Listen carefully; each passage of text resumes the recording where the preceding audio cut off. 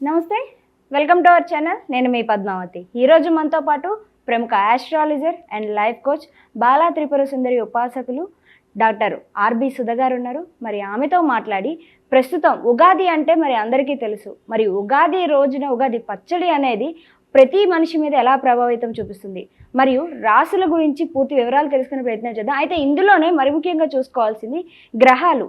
ఈ ప్లానెటరీస్ అనేవి మనుషుల మీద ఎటువంటి ప్రభావితం చూపిస్తాయి. అది కన్నా ఒక రోజు ముందే మనకి షష్టగ్రహ కూటమి వస్తుంది. సో ఇది అందరికీ తెలుసు. సో షష్టగ్రహ కూటమి వల్ల వచ్చే ప్రభావితాలు ఏంటి అనేది కూడా తెలుసుకునే ప్రయత్నం చేద్దాం. అయితే మీరు కూడా వీడియోని ఎక్కడ కూడా స్కిప్ చేయకుండా పూర్తిగా చూసేయండి. నమస్కారం మ్యామ్. నమస్కారం అమ్మా. మ్యామ్, యాక్చువల్లీ ఉగాది శుభాకాంక్షలు మీకు కూడా ముందుగా. మీకు విశ్వవసు నామ సంవత్సర ఉగాది శుభాకాంక్షలు మీకు ప్రేక్షకులు. మ్యామ్, ఇప్పటి వరకు కూడా మనకి న్యూ ఇయర్ వచ్చినప్పటికీ కూడా క్రోధినామ సంవత్సరమే నడిచింది. అయితే ఇప్పుడు శ్రీ విశ్వావసు నామ సంవత్సరం సందర్భంగా మనం ముందుకు సాగుతాం ఉగాది నుంచి. అయితే ఈ సంవత్సరం ఏ ఏ రాశుల వరకు ఎటువంటి ప్రభావితం చూపిస్తుంది, ముఖ్యంగా మాట్లాడాలంటే ప్లానెటరీస్ మన మనుషుల మీద ఎక్కడో ఉన్న గ్రహాలు మనకు అనుకూలం చూపిస్తాయని అనేది మనకి పెద్దలు చెప్తూ ఉంటారు. సో ఇవన్నీ కూడా మనకి ఎక్కడ ఏ గ్రహం ఉంది, అది ఏ ఏ రాశి మీద ఎలా ప్రభావితం చూపిస్తుంది అంటారు? తప్పక ఫస్ట్ ఎప్పుడైనా మన రాశి ఫలితాలు మాట్లాడుకున్నప్పుడు మనం గోచారం మాట్లాడుకుంటాం. గోచార రీత్యా మాట్లాడుకోగలం. ఎందుకంటే వ్యక్తిగత జాతకం అనేది ఒక్కొక్కరికి డిఫరెంట్. ఎప్పుడు నేను చెప్తూ ఉంటాను అనమాట, photograph of heaven when you're born. అంటే ఏంటి, నువ్వు పుట్టినప్పుడు ఆ ఫోటో హెవెన్లో ప్లానెటరీ పొజిషన్స్ ఎలా ఉన్నాయో చూసుకుంటే దాన్ని బట్టి నీ లైఫ్ అనేది నడుస్తుంది. దాన్ని బట్టి మన ప్రెడిక్షన్స్ అనేవి ఇస్తాం. అలాగే గ్రహాలు అనేవి మూవ్ అవుతూ ఉంటాయి. మనం ఎక్కడ ఏంటి నిల్చునే లేదు, లైఫ్ కూడా అంతే, మూవ్ అవుతూనే ఉండాలి, ఒక చోట కూర్చోలేము. సో మూవ్ అవుతూ ఉన్నప్పుడు మనకి తెలుసు 9 ప్లానెట్స్ ఉన్నాయి, 12 మనం భావాలు అంటాం, రాసులు అంటాం. ఎప్పుడు రాశి ఫలితాలు చెప్పినప్పుడు మనం రాసులు తీసుకుంటాం అనమాట. దాన్ని మనం భావాల కింద కూడా తీసుకుంటూ ఉంటాము. మోస్ట్ ఇంపార్టెంట్ ఈ సంవత్సరం యాక్చువల్గానే ఏంటంటే మనకి ఈ ఉగాది నుంచి, అసలు ఉగాది అంటే ఏంటి, న్యూ ఇయర్ మనకి తెలుసు, కొత్త సంవత్సరం అంటే ఒక యుగం ముగించి ఇంకో యుగం స్టార్ట్ అవుతుంది అనేది ఉగాది అనేది ఒక మీనింగ్ అనమాట దానికి. బట్ మోస్ట్ ఇంపార్టెంట్ ఏంటంటే ఇవి సోలార్ ఎక్లిప్సెస్ 2 వెళ్ళిపోతున్నాయి. మనకి ఎప్పటికైనా తెలుసు మన చంద్రమానం మనం ఎక్కువ చేసుకుంటాం, ఎందుకంటే చంద్రుడిని చూసి చేసుకుంటాం ఎక్కువ సూర్యమానం కన్నా. సో ఎప్పటికైనా అమావాస్య తర్వాత మనకి ఒక మంత్ అనేది స్టార్ట్ అవుతుంది, ఒక నెల అనేది స్టార్ట్ అవుతూ ఉంటుంది. మనకి తెలిసిన ఒక విషయం, అది పాడ్యమి రోజు, శుద్ధ పాడ్యమి రోజు మనకి స్టార్ట్ అవుతూ ఉంటుంది. అది ఉగాది మనకి ఈసారి మార్చ్ 30, 2025కి మొదలవుతోంది. అలాగే మార్చ్ 2026 వరకు ఉందన్నమాట, 1 ఇయర్ మనకి. మనం ఇప్పుడు మాట్లాడుకునేది ఆ రాశి ఫలితాల గురించే. బట్ మోస్ట్ ఇంపార్టెంట్, రాశి ఫలితాలు ఎలా మాట్లాడుకోవాలి అంటే ఫస్ట్ మనం గ్రహాలు ఎక్కడ ఉన్నాయి అనేది చూసుకోవాలి. అది చూసుకోకుండా ఎలా ప్రెడిక్షన్స్ ఇస్తాము. చాలామంది ఉత్తిని ఫోన్లు చేసి అడిగేస్తూ ఉంటారు, అంటే మాది ఈ రాశి మాకు చెప్పేయండి అండి. రాశి బట్టి మనం చెప్పగలం కొన్ని, కానీ అన్ని గ్రహాలని మనం తీసుకోవాలి, ఎక్కడున్నాయో పొజిషన్స్ తీసుకుని ఎలా పొజిషన్ ఉన్నాయో, ఎలా మాట్లాడుతున్నాయో ఒక గ్రహాలకి, అంటే ఎలా కలయిక ఉందో అవన్నీ చూసుకున్న తర్వాతే మనం ఒక రాశి ఫలితం అనేది, ఒక ఫలితం అనేది ఆర్ ప్రెడిక్షన్ అనేది చెప్పగలం. సో మోస్ట్ ఇంపార్టెంట్ ఈ ఇయర్ ఏమవుతుంది అనేది చూద్దాం. మ్యామ్, మకర రాశి వారికి చూసుకున్నట్టయితే కనుక ఉగాది నుంచి ఉగాది వరకు ఎటువంటి ఫలితాలు కనిపిస్తున్నాయి, దాంతో పాటుగా వీరు ఎటువంటి పరిహారాలను పాటించాలంటారు వీరంతా కూడా? సో మకర రాశి వాళ్ళు అంటే చాలా అదృష్టవంతులు అని చెప్పాలి ఈ సంవత్సరం అంతా. ఎందుకు అంటే ఎల్నర్స్ అనేది తొలగిపోయింది. అంటే మోస్ట్ ఆఫ్ ద ఆబ్స్టకల్స్ అంటే ఏంటి, దేంట్లో అయినా పని ఏమీ అవ్వట్లేదు, అవంతరాలు వచ్చేసాయి అన్న వాళ్ళందరికీ స్మూత్గా అయిపోతాయి.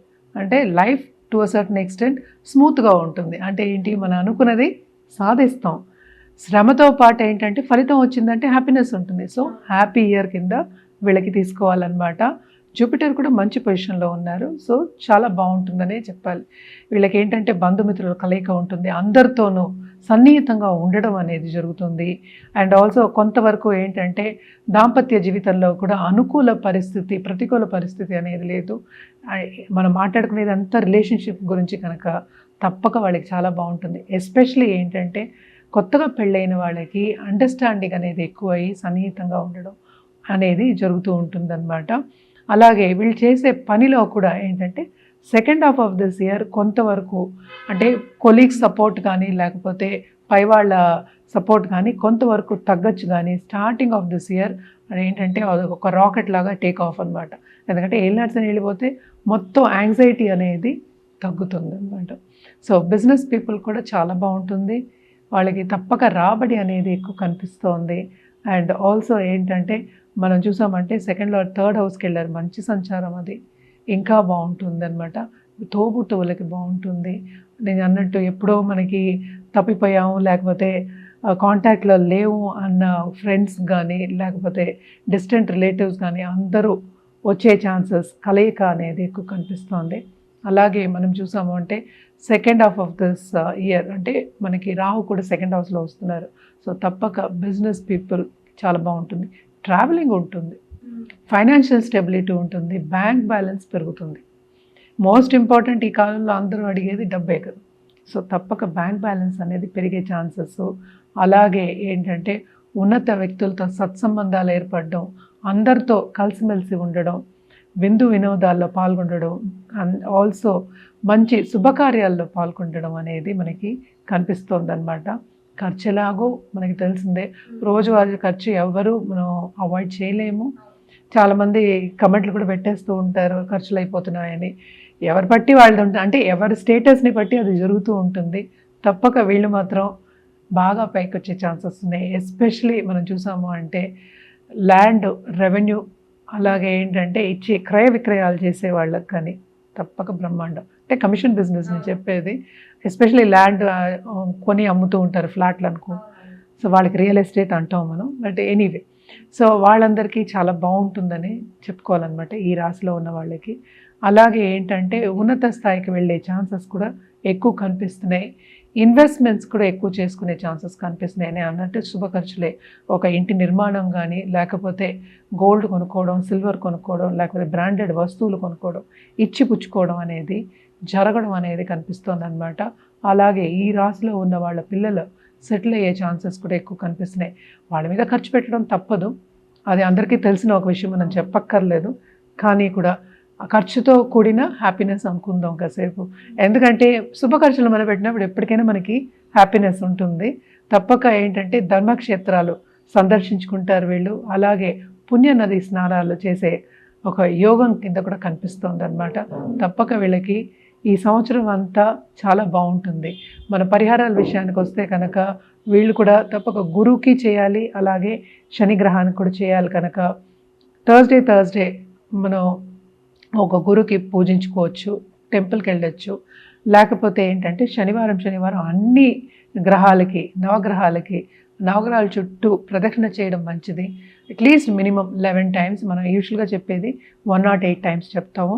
అలాగే నవగ్రహ స్తోత్రం నిత్యం చదువుకోవడం, మీరు చదువుకోలేకపోతే వినొచ్చు, యూట్యూబ్లో ఉంది కదా, సో వినొచ్చు. వినడం కూడా, స్మరణ కూడా మంచిదే అనమాట. వినడం, శ్రవణం కూడా మంచిదే.